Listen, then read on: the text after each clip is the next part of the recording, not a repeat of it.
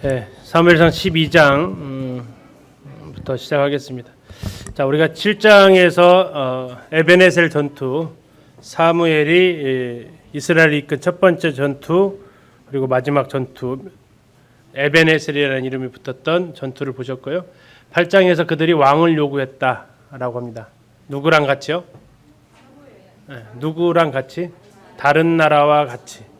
하나님은 그걸 무슨 행동으로 보셨어요? 나를 버린 거다 하셨습니다. 자, 그래서 9장에서 드디어 등장하는 첫 번째 왕이 누굽니까? 사울 왕입니다. 그리고 그가 어떠한 사람인지를 9장에서 아주 자세하게 여러 가지 그의 행동, 그의 말을 통해서 그의 인품을 우리는 또 확인해 볼 수 있습니다. 그리고 그는 왕으로 등극하게 되고 왕으로서 첫 번째 전쟁이 어디라고요? 길랏 야베스 그 전투에서 성공을 하게 되면서 길갈에서 다시 한번 백성들에게서 공식적으로 왕으로 재추대되는 모습을 보았습니다. 자, 이 정도 됐으면 사무엘이 됐겠다 싶은 것 같습니다. 이제 이 정도 됐으면 왕의 제도가 이제 완성이 된 것 같다. 하늘에 태양이 둘이 있을 수 없으니 나는 뭐 하겠다? 나는 이제 떠나겠다. 그래서 이제 고별 설교가 사무엘상 12장에 나옵니다. 전에는 아까도 본문에서 보셨지만 아직까지는 왕권이 세워지지 않았기 때문에 그걸 사울도 알았고, 그래서 군대를 요청하면서 사울과 사무엘을 따르지 않으면 이런 표현을 통해서 과도기적인 상황 가운데 있었음을 우리는 확인할 수 있습니다. 12장 2절을 잠시 보시면 사무엘이 이렇게 얘기합니다. 이제 왕이 너희 앞에 출입하느니라. 이제 왕이 너희 앞에 출입하느니라. 이제는 왕권이 세워졌다라고 이야기를 합니다. 자, 그러면서 자기의 과거의 자신의 모습을 이렇게 이야기를 합니다.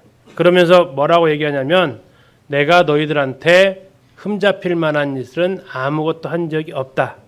혹시라도 있으면 말을 해봐라 라고 얘기합니다. 3절에 이렇게 얘기합니다. 내가 여기 있나니 여호와 앞과 그의 기름 부음을 받은 자 앞에서 내게 대하여 증언하라. 내가 누구의 소를 빼앗았느냐? 누구의 나귀를 빼앗았느냐? 누구를 속였느냐? 누구를 압제하였느냐? 내 눈을 흐리게 하는 뇌물을 누구의 손에서 받았느냐? 그리하였으면 내가 그것을 너희에게 갚으리라 하니. 자, 백성들은 이 말을 듣자 뭐라고 대답합니까? 있대요, 없대요? 4절 끝에 보니까 아무것도 없습니다 라고 인정을 해 줍니다. 5절에 사무엘이 백성이 이르되 너희가 내 손에서 아무것도 찾아낸 것이 없음을 여호와께서 너희에게 대하여 증언하시며. 와, 여기에 대해서 누구를 증인으로 세우셨어요? 하나님을 갖다 증인으로 세웁니다. 자신이 어떻게 사역을 했는지 이렇게 마무리하면서 사역을 마칠 수 있다면 얼마나 아름다운 퇴장이 되겠습니까? 우리의 사역이 마치는 그 순간에 우리가 이렇게 아름다운 퇴장을 할 수 있으면 좋겠다 싶습니다.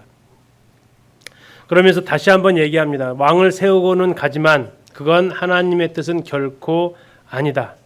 하나님은 너희들을 출애굽에서부터 지금까지 하나님께서는 너희를 돌보셨다.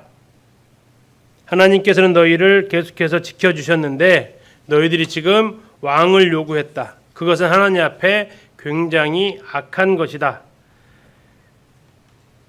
12절 보시겠습니다. 12장 12절. 너희가 암몬 자손의 왕 나하스가 너희를 치러옴을 보고 너희 하나님 여호와께서는 너희의 왕이 되심에도 불구하고 너희가 내게 이르기를 아니라 우리를 다스릴 왕이 있어야 하겠다 하였도다 라고 얘기합니다. 자, 거기에 대해서 백성들이 뭐라고 얘기합니까? 하나님 앞에 그들이 죄를 지었다라고 그들이 이제 고백을 합니다.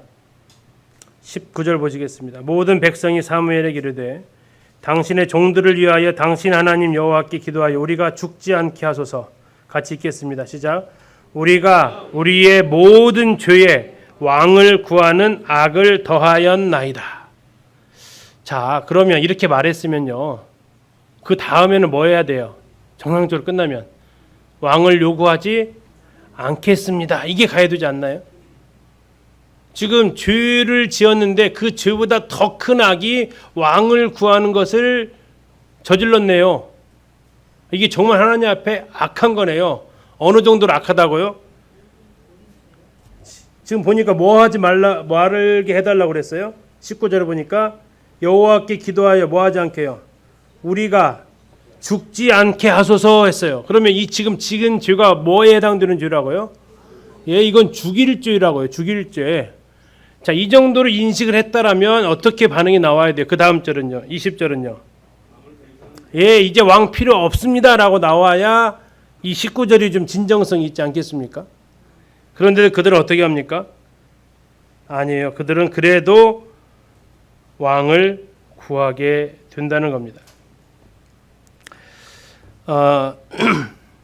그래서 하나님께서 만약에 이것이 정말로 하나님 보시기 악한 거라면 하나님께서 징조를 보이실 것이다 라고 얘기를 합니다. 자, 그래서 하나님께서 어떠한 징조를 보이십니까? 예, 비가 내립니다. 비가 내리고 우레가 칩니다. 자, 문제는 이 때가 어떠한 때냐라는 거죠. 17절 보겠습니다. 오늘은 무슨 때라고요? 밀 베는 때. 자, 우리가 잠시 레위기로 공부했던 걸 잠시 가셔야 됩니다. 여호와의 7절기에서 밀 베는 때가 언제입니까? 밀을 하나님 앞에 드렸던 절기가 있습니다. 언제죠? 초실절인가요? 오순절인가요? 네, 초실절에는 보리를 하나님 앞에 드립니다. 오순절입니다. 오순절이 드리는 절기가 밀 추수를 해서 드리는 절기입니다. 우리나라도 보리 수확이 빠릅니까? 밀 수확이 빠릅니까? 보리 수확이 훨씬 빠르죠. 이스라엘도 동일합니다. 보리를 먼저 수확하고 그다음 밀을 수확합니다. 그래서 초실절은 보리 수확을 하나님 앞에 드리는 거고, 다음에 50일을 세서 하나님 앞에 오순절날, 77절날 드렸던 제사가 바로 밀 제사입니다. 자, 이스라엘의 우기가 비가 오는 달이 몇 월부터 몇 월까지 비가 온다고요? 10월 중순부터 6개월간 옵니다. 10월 중순부터 시작하면 11월, 12월, 1월, 2월, 3월, 4월까지 옵니다. 늦으면 이 5개월, 6개월 옵니다. 자, 오순절은 몇 월 달입니까? 우기인가요? 건기인가요? 우기인가요? 건기인가요? 예, 6월절이 끝나면 우기 끝나는 겁니다. 그로부터 한 50일 지나서기 때문에 여기는 지금 무슨 기간이라고요? 건기로 들어가는 기간입니다. 건기로 들어가는. 건기는 뭐가 안 옵니까? 비가 오지 않습니다. 그런데 17절에 보니까 얘기합니다. 오늘은 밀을 베는 때가 아니냐. 다시 말하면 오늘은 건기가 아니냐. 내가 여호와께 아뢰니 여호와께서 우레와 비를 보내사 너희가 왕을 구한 일 곧 여호와의 목전에서 범한 죄악이 크다라는 것을 너희에게 밝히 알게 하겠다 했더니 어떤 일이 벌어져요? 18절에 그날에 우레와 비를 하나님께서 보내십니다. 건기에 비가 오는 것은 지금 뭐가 오는 거랑 비슷하게 그럼요. 느낌상으로 눈 오는 거랑 비슷한 거예요. 뭐 2월 달에 눈 올 수 있잖아요. 그죠? 근데 5월에 눈이 왔다. 이것은 큰 기상이변이죠. 지금 건기 때 막 천둥치고 비가 왔다라는 얘기는 그들이 두려워할 수밖에 없는 기상이변입니다. 그리고 기도하자마자 그런 일이 벌어졌기 때문에 그들은 하나님 앞에 하나님도 두려워하고 사무엘도 두려워했다라고 18절 끝에 이야기하고 있습니다. 근데 문제는 뭐냐? 자, 하나님 앞에 큰 악이라는 걸 깨달았죠. 두 번째는 이게 하나님 앞에 두려운 일이라는 것을 깨달았죠. 근데 문제는 뭡니까? 왕을 구하는 요구를 취소해야 하네요. 안 한다라는 겁니다. 이건 무슨 상황이죠? 근데 혹시 우리 삶 속에 그런 거 있으세요? 없으세요? 분명히 하나님의 뜻이 아닌 것 같은 줄 알아요. 배워서 알았든 뭐해서 알았든. 그리고 실제로 그걸 통해서 고난도 당해봤어요. 그러면 아이고 뜨거 해가지고 손 탈탈 털고 아닌가 보다 하고 탁 털어요? 아니면 그래도 나가봐요? 참 대답하기 어렵죠. 지금 이 상황이 그 상황이라고요. 하나님의 뜻이 아닌 줄 알았어요. 큰 악인 줄도 알았어요. 그리고 그거 하면 하나님한테 혼난다는 것도 경험했어요. 하나님 두려운 분인지 알았어요. 그러면 툴툴 털고 하나님 취소하겠습니다. 더 이상 왕 구하지 않겠습니다. 그 다음에 자연스럽게 이어지잖아요. 근데 이들은 어떻게 한다고요? 그래도 왕은 있어야겠습니다. 이게 어쩌면 우리의 모습에 참 그 목이 뻣뻣한 이런 모습으로 나가고 있는 것이 아닌가. 자, 그러면서 사무엘이 이제 이스라엘 백성들한테 부탁을 합니다. 무슨 부탁하셨겠어요? 사무엘이 고별 설교하면서 무슨 부탁했겠습니까? 20절 끝에 한마디 합니다. 오직 너희의 마음을 다하여 뭐하라고요? 여호와를 섬겨라. 그리고 우상을 섬기지 마라. 24절 끝에도 동일하게 얘기합니다. 오직 그를 경외하며 너희의 마음을 다하여 진실하게 여호와를 섬겨라. 그렇게 하면 23절 또 내가 너희를 위해서 기도하기를 쉬는 죄를 범하지 않게 하고 가르쳐 주겠다. 이야기를 합니다. 자, 그럼에도 불구하고 그들은 왕의 요구를 거절하지는 않습니다. 자, 그리고 13절 시작이 이렇습니다. 사울이 왕이 될 때에, 다시 말하면 이제 사사 시대가 어떻게 된 겁니까? 끝났다라는 겁니다. 왕정 시대로 들어갔습니다. 사울이 왕이 될 때에 그의 나이가 40세라고 나오고 있는데 번역본마다 다 다릅니다.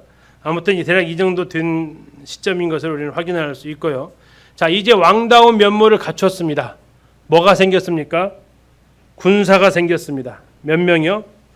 3,000명의 상비군을 둡니다. 상비군은 뭡니까? 옛날에는 전쟁이 생겼다 그러면 그때마다 모집했던 군사라면 이 3,000명은 훈련하고 집에 돌아가지 않고 늘 언제든지 전쟁에 나갈 수 있는 상비군 체제를 갖추게 되는데, 자기가 2,000명 데리고 있고 그의 아들 요나단한테 1,000명을 두어서 3,000명으로 친위대를 꾸리게 됩니다. 3,000명으로 친위대를 꾸리는데 이때의 주 상대하는 적군은 어디입니까? 블레셋입니다. 사무엘상에서 계속적인 주적은 블레셋 군대입니다. 그래서 블레셋과 대항하기 위해서 이 군대를 세우게 되고, 자, 여기에서 요나단이 선제 공격을 하게 됩니다. 게바에 블레셋의 수비대가 있습니다. 지도 이렇게 보시면 믹마스 근처에 게바가 있습니다. 게바가 워낙 좀 작아가지고요, 지도에 잘 안 나타납니다. 믹마스에서 얼마 안 떨어진 곳에 이 게바라는 수비대가 있습니다. 거기를 요나단이 먼저 선공을 하게 되고 블레셋이 이제 반격을 하게 되죠. 그랬더니 이스라엘 백성들이 전부 이제 길갈로 모여서 전쟁을 하게 됩니다. 이스라엘이 모였어? 그러면 우리도 모여야지 했더니 블레셋도 일시에 모입니다. 모였더니 그 세력이 만만치가 않습니다. 5절 13장 5절에 이렇게 나와 있습니다. 13장 5절 블레셋 사람들이 이스라엘과 싸우려고 모였는데 병거가 얼마요? 3만, 마병이 6천, 백성은 해변의 모래같이. 이 백성은 일반 보병들이죠. 모였는데 병거가 3만이래요. 자, 우리가 그 사사기에서 시스라가 병거 몇 대가 있었죠? 병거 900승이 있었어요. 그런데 그보다 훨씬 많은 병거를 갖추고 있습니다. 자, 이제 이 숫자를 보니까 백성들이 어떻게 했겠습니까? 백성들이 6절에 보니까 이스라엘 사람들이 위급함을 보고 절박해서 굴과 수풀과 바위 틈과 은밀한 곳과 웅덩이에 숨었다. 다시 말하면 숨을 때는 다 숨어 들어갔어요. 자, 숨지 못한 사람이 있었을까요, 없었을까요? 있었겠죠. 그 사람은 어떻게 했냐면 7절에 어떤 사람은 요단강을 건너가지고 도망가 버렸어요. 싸우겠다는 거야, 안 싸우겠다는 거야? 못 싸운다는 얘기죠. 이게 당장 죽겠다라는 거죠. 이 군대의 유용을 딱 보니까 수비대 정도 칠 때는, 수비대 뭐 많이 둡니까? 20-30명 두죠. 그거 칠 때는 괜찮았는데 이 본진이 딱 오니까 기가 질려서 도망을 갑니다. 자, 그러면서 사무엘이 이제 요청을 한 것 같습니다. 사울하고 이 전쟁을 위해서 제발 좀 와달라고 급파를 했겠죠. 지금 사무엘은 아까 백성들한테 뭐 했죠? 이제 빠이빠이 했잖아요. 빠이빠이 했는데 사울이 도저히 안 되겠나 싶었는지 사무엘에게 다시 구조 요청을 합니다. 좀 와달라고. 시간을 정해서 언제까지 와달라고 요청을 하는데 사무엘이 시간 안에 오셔야 못 오셔요. 왜 못 오셨을까요? 12장 2절에 그렇게 나와 있어요. 12장 2절 앞으로 가셔서 보시면 뭐라고 했냐면요.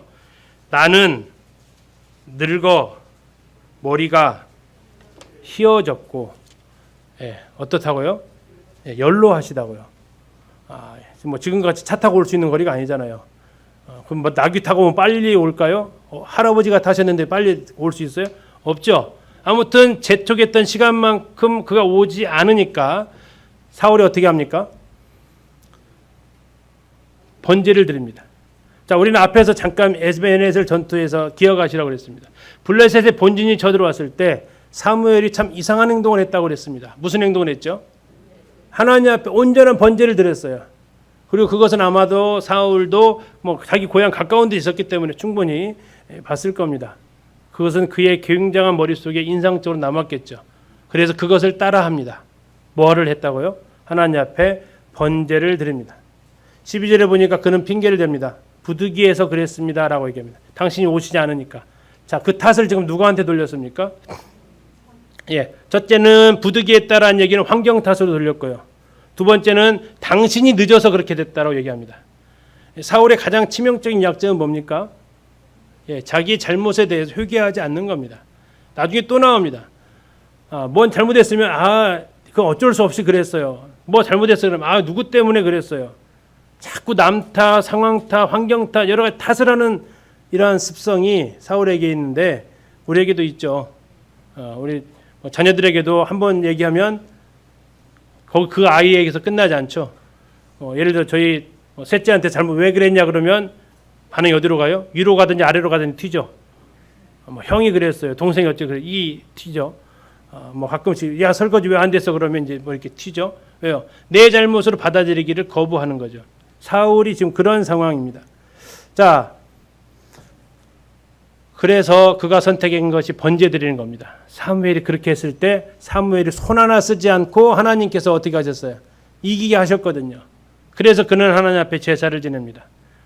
그는 하나님을 도구로 사용하려고 합니다. 자, 하나님을 도구로 사용하려고 했던 엘리의 두 아들도 결국 언약궤 빼앗기고 죽임을 당했듯이 하나님을 도구로 사용하려고 했던 사울 역시 하나님 앞에 버림받게 되는 1차 원인을 여기서 범하게 됩니다.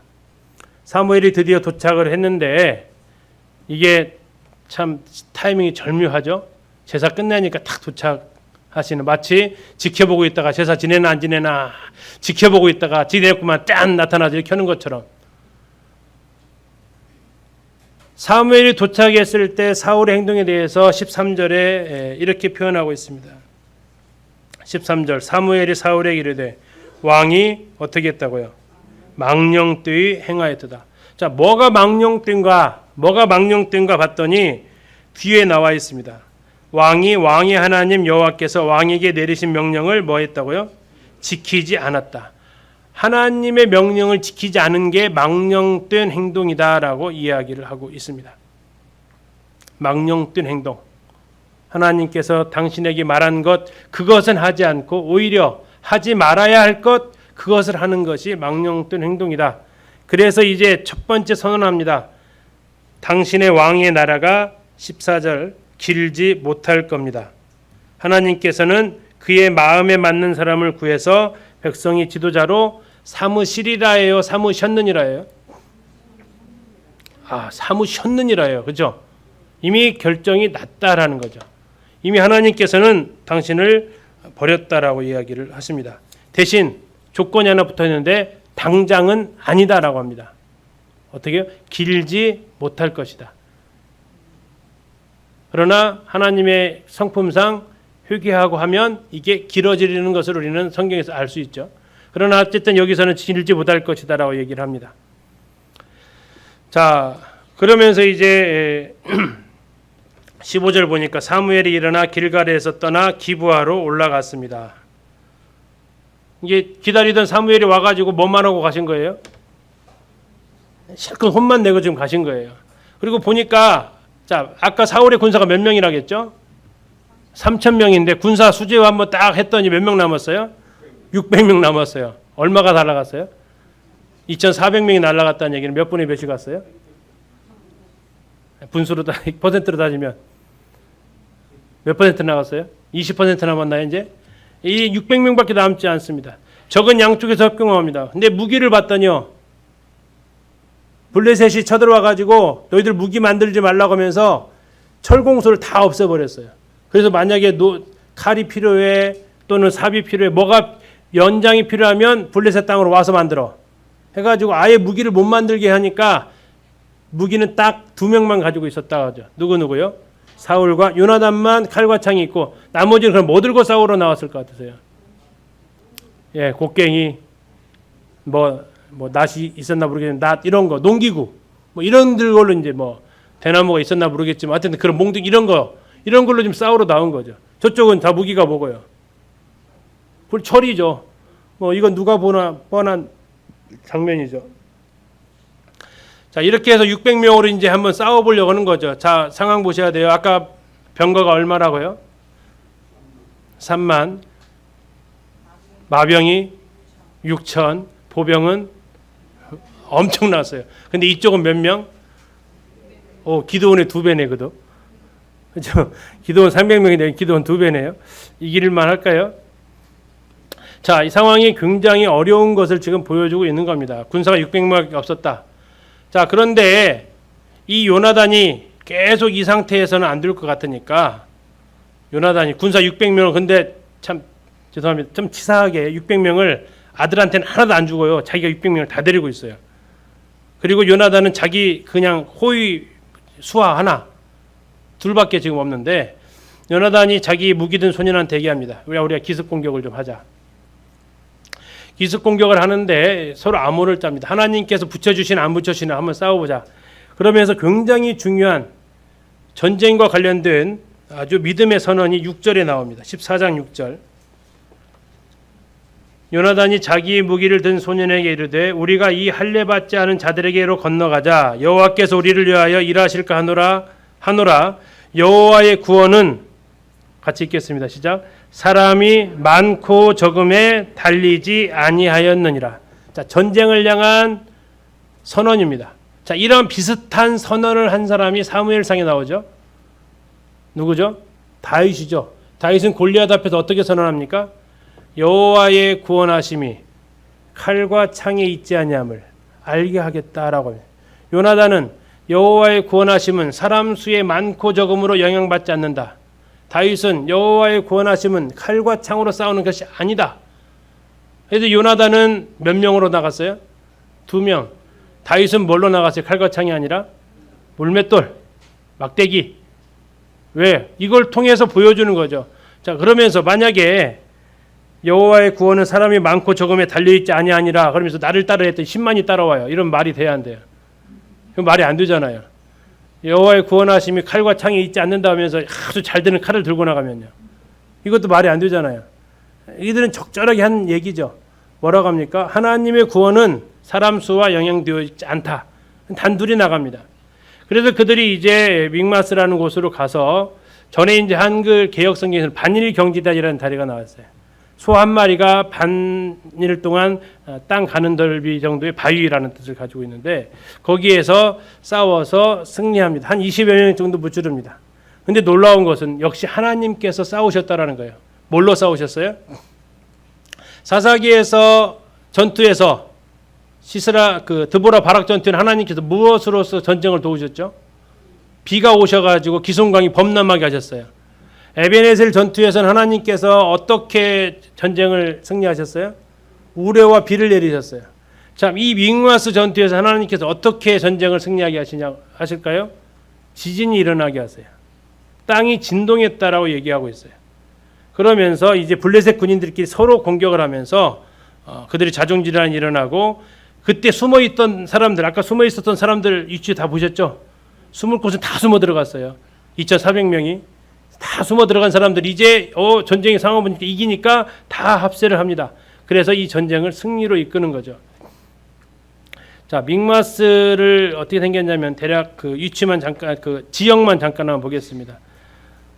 자, 우리 성도님들 생각하는 믹마스의 모습하고 실제로 이스라엘에 있는 믹마스의 위치를 한번 보겠습니다.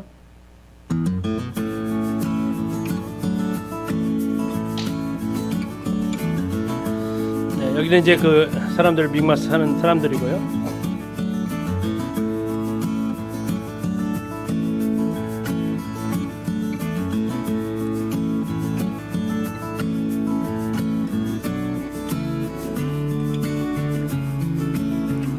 아랍 사람들 집이 이렇게 생겼습니다.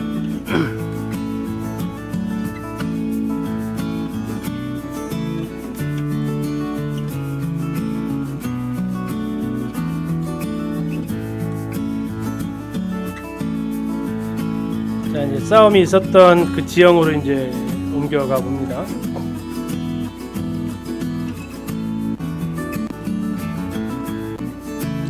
자, 이게 지금 이제 그 싸움이 있었던 지역입니다.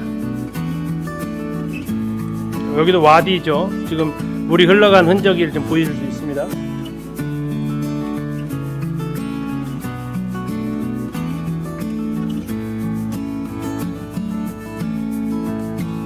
자, 한쪽은 블레셋 군대가 있고 한쪽은 요나단과 그 무기든 자가 있습니다. 그리고 이 양쪽에 있는 바위 이름이 하나는 보세스, 하나는 세라 이렇게 되어져 있습니다. 하나는 믹마스 앞에, 또 하나는 게바 수비대에 있었던 곳에 있고요. 이런 지형 가운데 있습니다. 자, 이 안으로 좀 더 이제 한번 들어가 보면 이렇게 생겼습니다. 이번에 가면서 이스라엘 찍었는 사진인데요. 와, 놀랐던 것은 지금 이 사건이 있은 지가 한 3,000년 됐거든요. 3,000년 됐는데 지명이 지금도 뭐예요? 네, 지금도 믹마스예요. 3,000년 전 성경 지명이 그대로 있어요. 근데 아세요? 놀라운 것은 이 땅이 2,000년 가까이 다른 나라가 지배했던 땅이잖아요. 그럼에도 불구하고 믹마스라는 지명이 여전히 지금도 있어요. 그래서 이쪽으로 이제 메인 출구 이쪽으로 해서 쭉 올라가면 믹마스 그 마을로 들어갑니다. 이제 그 골짜기로 쭉 내려가면 이렇게 생겼어요. 자, 지금 요나단이 기어 올라가는 게 보이셔야 돼요. 이 내려와가지고 상대방 기어 올라가는 게, 다시 말하면 적의 출입이 없을 것이라고 생각하는 장소로 간 거예요. 누구나 들어올 수 있는 장소가 아니라 이 바위를 어떻게 기어 올라가는 겁니다. 지금 둘이서. 그러면서 저기서 야 올라와봐 그러면 하나님 우리를 붙이셨다라고 암호를 받고 올라가는 거예요.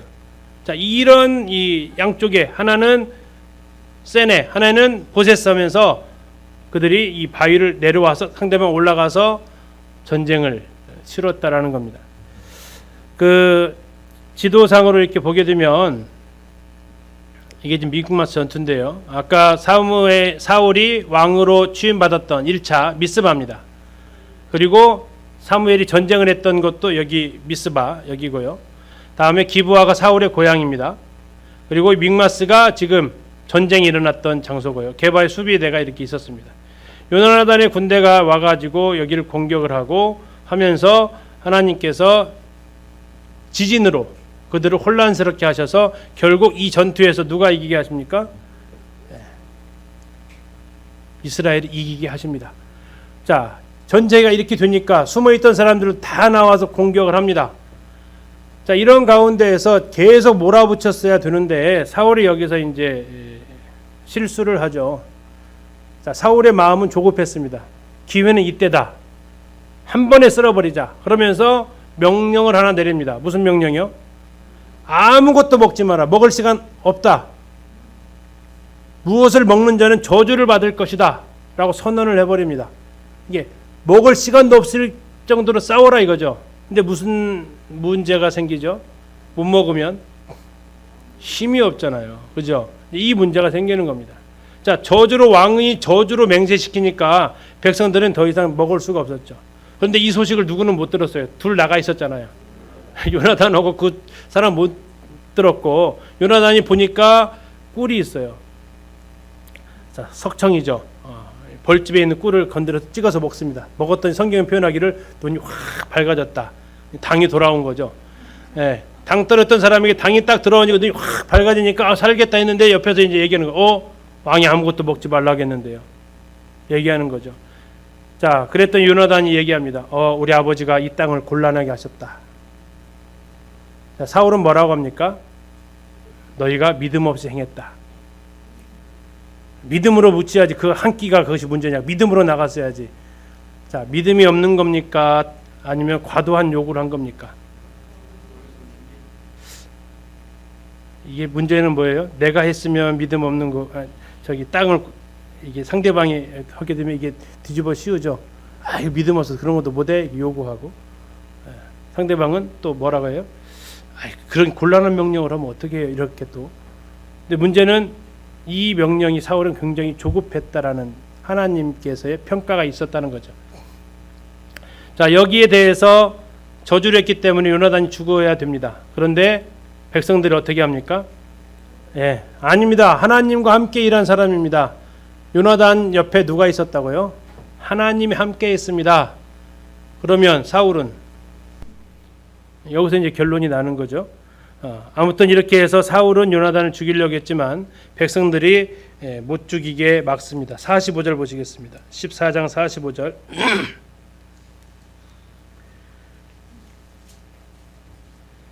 백성이 사울에게 말하되 이스라엘의 이 큰 구원을 이룬 요나단이 죽겠나이까? 결단코 그렇지 아니하니이다. 여호와의 살아계심을 두고 맹세하옵나니 그의 머리털 하나도 땅에 떨어지지 아니할 것은 그가 오늘 뭐 했어요? 하나님과 동역하였음이니이다 하여 백성이 요나단을 구원하여 죽지 않게 하니라. 자, 우린 여기서 이제 하나의 약간의 복선을 좀 보고 하셔야 되는데 무슨 복선이냐면 이 이후로 지금 이 상황은 왕권이 강한 겁니까? 약한 겁니까? 약한 거죠. 왕이 명령대로 지금 못하는 상황이죠. 나중에 15장에 가서 아말렉을 전부 진멸하지 못하는 일이 벌어집니다. 그때 사울이 무슨 핑계를 댑니까? 백성이 그렇게 하자고 했어요. 백성이 그렇게 하자고 그랬다고. 자, 어느 정도는 뭐 일리가 있습니다. 이미 지금 한번 꺾였습니다. 왕권의 의지가. 그러나 그렇다고 해서 모든 핑계를 백성한테 돌리는 것은 왕으로 설 일은 아니죠. 그러나 지금 이 상황은 한번 왕으로서의 힘이 백성들에 의해서 뭐 한 거예요? 한번 꺾인 겁니다. 사울의 표정을 한번 카메라로 돌려보시면 어떤 표정 나올까요? 어이구 다행이다. 아들 죽일 뻔했는데 살았다. 안도의 숨이 나오실까? 이것들 아니면 얼굴이 그냥 물그락불그락 감히 이것들이 이런 표정이 나왔을까 생각해 볼 수 있겠습니다. 그러나 이것은 나중에 15장에서 사울이 이제 핑계대는 하나의 사건으로 연결되어지기도 합니다. 그 이후에 사울은 가는 곳마다 전쟁을 해서 승리를 하게 되고요. 모압도 암몬도 에돔도 블레셋도 계속해서 이깁니다. 그리고 그는 계속해서 용사를 불러 모읍니다. 14장 52절에 이렇게 얘기합니다. 사울이 사는 날 동안에 블레셋 사람과 큰 싸움이 있었으므로 사울이 힘센 사람이나 용감한 사람을 보면 그들을 불러 모았더라. 자, 이것은 왕의 제도에서의 단점을 그대로 성취되는 모습을 보여주기도 합니다. 그리고 이제 사울의 가족 관계가 나오고요. 사울이 왕으로서 버림받은 대표적 두 번째 사건 아말렉 사건이 15장에 나오고 있습니다. 자, 첫 번째는 블레셋과의 싸움에서 망령도 행했습니다. 뭘 했죠? 제사를 드렸습니다. 왕으로서는 해서는 안 될 제사를 하나님 앞에 드려서 망령되이 행했습니다. 두 번째 아말렉과의 전투에 그는 이제 블레셋과의 전투에서는 하나님께서 왕이 넘겨줄 거다. 대신 약간의 기회를 줬죠. 뭐라고 그랬어요? 왕의 나라가 길지는 않을 것이다 라고 했습니다. 근데 이제 여기에서는 완전히 왕의 나라가 넘어가는 장면이 아말렉과의 싸움에서 나옵니다. 자, 하나님께서 사무엘을 통해서 사울에게 명령을 하십니다. 아말렉을 진멸하라. 이건 신명기에서도 하셨던 말씀입니다. 왜 진멸합니까? 그들이 무슨 잘못을 했죠? 이스라엘 백성이 출애굽에서 제일 먼저 싸운 대상이 누구예요? 아말렉입니다. 출애굽기 17장에서 제일 먼저 싸웠던 게 바로 이 아말렉군과 싸우죠. 그래서 하나님께서는 그것을 계속해서 기억하셔서 그들을 진멸하라고 하십니다. 자, 그런데 군사를 또 모집을 합니다. 아까 몇 명 모였습니까? 33만 모였죠. 자, 이번에 몇 명이 모입니까? 15장 4절 보십시오. 사울이 백성을 소집하고 그들을 들라임에서 세어보니 보병이 몇 명이요? 20만 명. 아까보다 조금 모였네요. 그죠? 그 다음에 유다 사람은요? 몇 분이 몇입니까? 20만 명 중에 10,000명이에요. 자, n분의 1도 안 했죠. 5% 기여했습니다. 5%. 유다 지파가 지금 이 사울 왕조에 대해서 어떠한 분위기인지를 생각해 볼 수 있습니다. 근데 문제는 아말렉과의 싸움이에요. 아말렉은 어느 지파 밑에 있지요? 위치적으로 남쪽에 있어요, 북쪽에 있어요? 아말렉 족속 남쪽에 있어요. 유다 지파 밑에 있어요. 그러면 어쩌면 누가 제일 많이 나와야 돼요? 유다 지파가 제일 많이 나와야 돼요. 지역적으로 유다 지파 밑에 브엘사바 그 밑에 이 아말렉이 다니니까 그들을 치러 가는데 가장 가까운 지역에 가장 큰 지파에 있었던 유다 지파가 고작 보낸다는 게 10,000명 보내요. 저 북쪽에서부터 막 다 모집해서 20만 명이 왔는데, 자 유다 지파 아까는 30만 대 3만, 지금은 20만 대 10,000. 자 지금 그 상황을 좀 이해하고 가시면 좋겠습니다. 자 그렇게 해서 결국 어쨌든 승리를 하는데 문제는 뭡니까? 아각 왕도 살려두고 좋은 짐승들도 다 살려둡니다. 자 이것을 하나님께서 뭐 바로 아시죠. 그래서 하나님께서는 이스라엘의 왕으로 사울을 세우신 것을 뭐 하신다고요? 후회하신다라고 표현을 하십니다. 11절 보시겠습니다. 15장 11절. 내가 사울을 왕으로 세운 것을 뭐 한다고요? 후회하노니 그가 돌이켜서 나를 따르지 아니하여 내 명령을 행하지 아니하였음이니라. 아까 블레셋과의 싸움에서 이 여호와의 명령을 행하지 않은 것을 무슨 행동이라고 그랬어요? 망령된 행동이다. 또 다시 한 번 더 한 거죠 지금. 자 그러면서 사무엘은 여기에 대해서 하나님 앞에 부르짖습니다. 중보기도를 하는 거죠. 11절 끝에 보니까 밤새워 온 밤을 여호와께 부르짖습니다. 사무엘이 12절 사무엘이 사울을 만나려고 아침에 일찍 일어나서 길갈로 갑니다.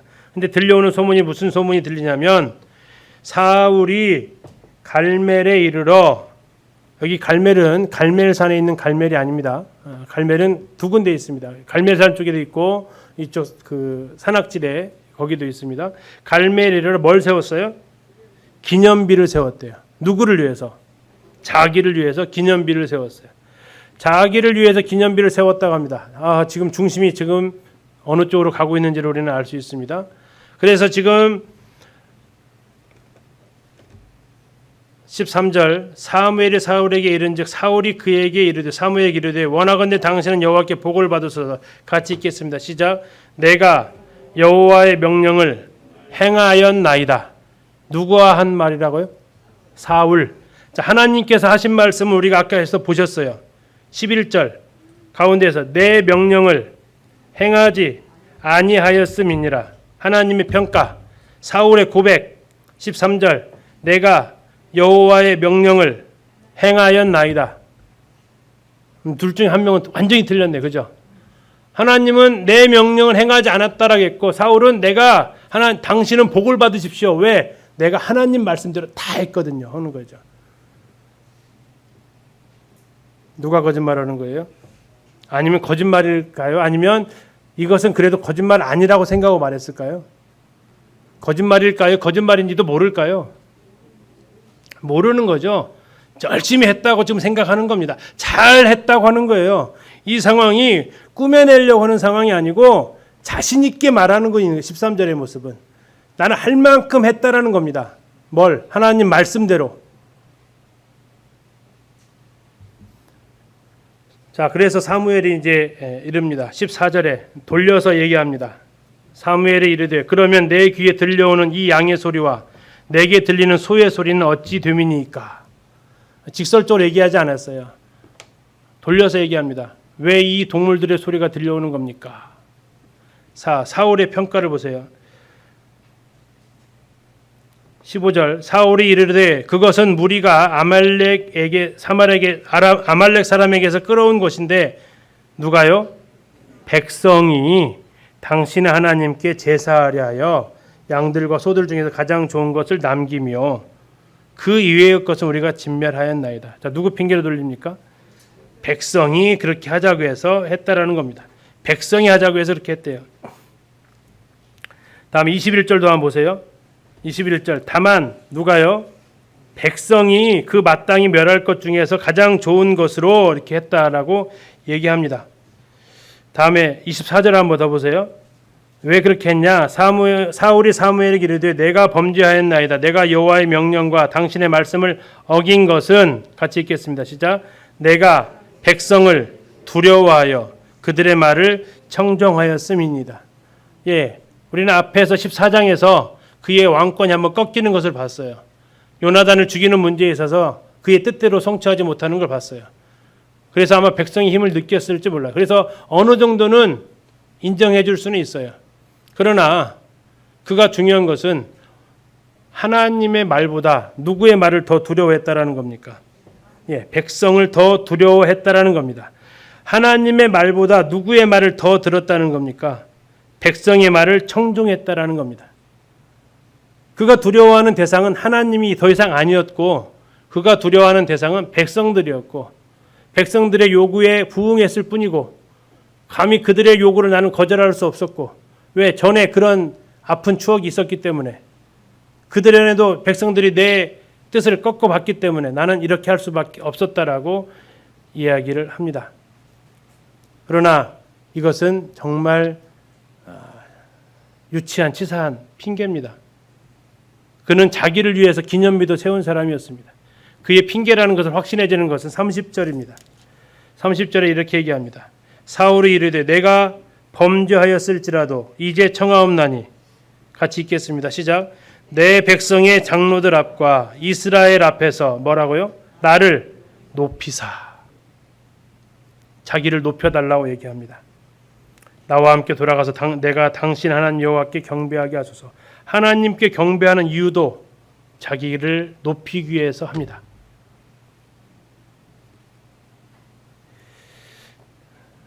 그리고 이제 사무엘은 아각을 죽이게 되고요. 34절을 가서 보시면 이에 사무엘은 라마로 가고 사울은 자기의 집으로 올라가니라. 35절 사무엘이 죽는 날까지 사울을 다시 가서 보지 아니하였으니 자 둘이 만났다가 못 만났다고요? 이 사건 이후로 그들은 만날 수 없었다고 합니다. 자 어디로와 어디로 갔다고요? 라마하고 기브아하고 지도 있는 분을 한번 보십시오. 라마와 기브아 멀리 있는가 가까이 있는가? 예, 아주 가까이 있습니다. 이따 잠시 한번 보겠습니다. 자 그렇게 해서 그들은 뿔뿔이 흩어지게 되고 정말 가까이 삽니다. 그럼에도 그들은 만나지 않습니다. 그 사울의 가게를 참고해서 좀 보시고요. 그 빨간색으로 되어져 있는 부분이 직계로 올라가게 됩니다. 자 오늘 이 사무를 정리하고 좀 마무리하도록 하겠습니다. 자 사울의 지금까지의 모습을 한번 정리를 해보겠습니다. 자 제일 처음에 그가 기름 부음 받은 장소 어디요? 미스바입니다. 미스바에서 기름 부음 받고 어디로 돌아갔어요? 집으로 갑니다. 집이 어디예요? 기브아입니다. 위치 같이 지금 빨간색 올라오니까 같이 보세요. 그 다음에 전쟁이 일어납니다. 어디랑? 길르한 야베스 올라가서 전쟁을 합니다. 전쟁에서 이기고 어디로 와서 추대식을 합니까? 네, 길갈로 와서 추대식을 합니다. 그리고 사무엘이 고별 설교를 하게 되고 자, 첫 번째 전투 이겼습니다. 그 다음 이어지는 전투가 누구랑 합니까? 블레셋과 하게 됩니다. 믹마스에서 전투를 하게 되고 거기에서 승리를 하는데 어설픈 선언했다가 백성들로부터 우리 반발을 사게 되죠. 그 이후에 여러 주변 나라들을 정복을 합니다. 이스라엘이 왕으로 세운 보람을 느끼게 하는 듯 했는데 중요한 것은 이 아말렉을 진멸하라는 이 명령에 그는 백성을 두려워해서 백성의 말을 더 들어서 하나님 말씀대로 하지 않습니다. 그리고 여기까지가 지금 우리가 보신 것이고 그 이후에 17장부터 이제 다윗과 연결되어져서는 다윗과 골리앗 싸움에서 왕으로 역시 있죠. 다음에 다윗을 잡으러 다니기 위해서 막 십광야, 마온, 황무지, 엔게디, 요새 다 쫓아다닙니다. 그리고 마지막 그의 죽음 장소인 블레셋과의 전투에 싸웠던 길보아산에 가게 되고 길보아산에서 엔돌의 신접한 여인을 찾아가서 자신의 운명을 물어보게 됩니다. 자, 이제 다음 주에는 누구가 같이 보이세요? 네, 다윗과 관련되어진 이야기를 같이 보려고 합니다. 다윗 16장부터 사무엘하 24장까지 나와 있는 인물이죠. 예전에 혹시 2018년도에 교사 세미나 할 때 다윗에 대해서 6시간 들으셨는데 기억나시는지 모르겠습니다. 그것도 한번 다시 한번 보셔도 좋겠고요. 이 다윗, 이스라엘에서는 다윗을 어떻게 생각하고 있었는가? 그는 가상의 인물로 생각을 했던, 또 그때 세미나에서 가장 기억나는 것 중에 하나가 다윗이 이새의 진짜 아들이었을까 하는 그런 거, 좀 아이러니 같은 것들 좀 있고 합니다. 그래서 다음 주는 이 16장에 나와 있는 다윗에 대해서 같이 이렇게 살펴보도록 하겠습니다. 선생님 기도해 주시고 오늘 마치겠습니다.